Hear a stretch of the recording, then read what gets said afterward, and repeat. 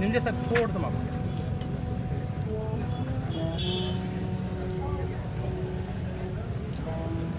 सचिन भाऊ.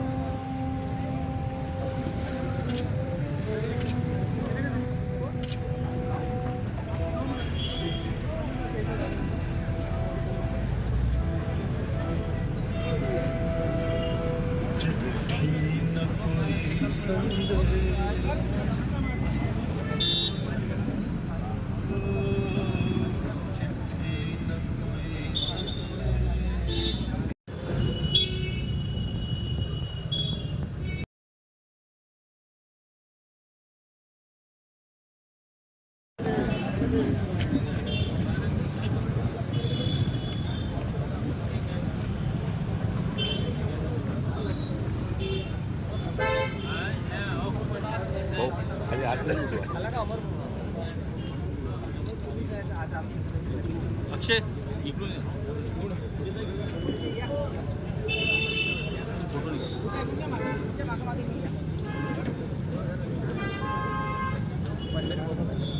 मी खाली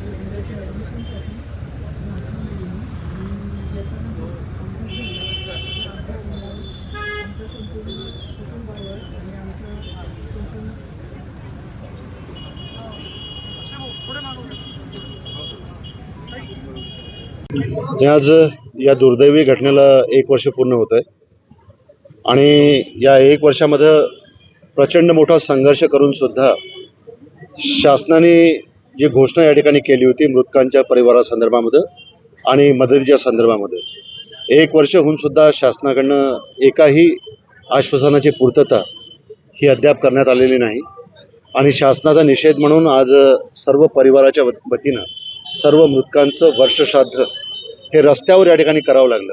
मला वाटतं एखाद्या सरकारला याच्यापेक्षा दुसरी शरमेची गोष्ट कुठली नसावी. आज ती शरमेची गोष्ट या महात्माजींच्या वर्धा जिल्ह्यामध्ये या ठिकाणी होते आहे आणि सर्व 25 मृतकांचं वर्षश्राद्ध आज या ठिकाणी या महाराष्ट्राच्या इतिहासामध्ये पहिल्यांदा रस्त्यावर करण्याची वेळ महाराष्ट्र सरकारने या सर्व पीडित कुटुंबावर आणलेली आहे. माझ्या माहिती आता मला इथे सांगण्यात आलं की अनिल देशमुख साहेबांनी आज हा प्रश्न सभागृहामध्ये लावलेला आहे असं मला इथंच आंदोलकांपैकी काही लोकांनी सांगितलं.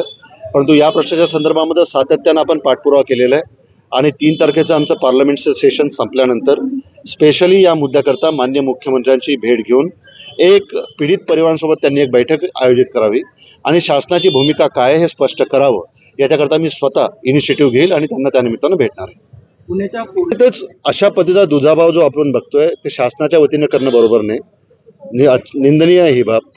एका ठिकाणी 1 महिन्यापूर्वी झालेल्या अपघातामधल्या त्यांना दिलंच पाहिजे, त्याच्याबद्दल मत काही हे नाही आहे. 10 लाख रुपये त्यांना दिले हरकत नाही, परंतु स्पष्ट आमचं मत आहे की राज्याचा उपमुख्यमंत्री ज्या वेळेला बोलतोय की 25 लाख रुपये प्रत्येक कुटुंबातल्या सदस्याला आम्ही देऊ, म्हणजे एका कुटुंबाला 25 लाख देऊ, तर उपमुख्यमंत्री बोलत असताना त्यांनी शासनाची भूमिका म्हणून त्या निमित्तानं ते बोलले होते. त्यामुळे आमची अपेक्षा ही आहे की पालकमंत्री होते, पालकमंत्र्यांनी दिलेला शब्द पूर्ण करावा, शासनाने दिलेला शब्द पूर्ण करावा इतकी एक माफक अपेक्षा होती. आणि काही लोक तर या ठिकाणी असे आहेत की जे त्यांचं असं मत आहे की आम्हाला पैसा नको. काही फॅमिलीज अशा आहे की ज्यांना पैशाची आवश्यकता आहे, पण काही फॅमिलीज अशा आहे की ज्यांनी सर्वस्व त्यांचं हरपलं आहे. ते बोलतात की आम्हाला पैसा नको, पण उपमुख्यमंत्र्यांनी एवढं तर बोलावं की अनावधानानं माझ्या तोंडून 25 लाख रुपये निघाले.